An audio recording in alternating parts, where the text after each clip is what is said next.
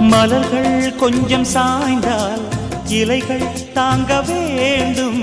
மங்கை கொஞ்சம் சாய்ந்தால் என் மார்பில் தாங்க வேண்டும்.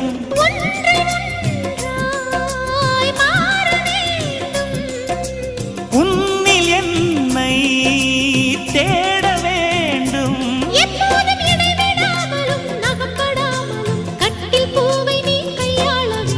காதல் இல்லாதது ஒரு வாழ்க்கையாகுமா?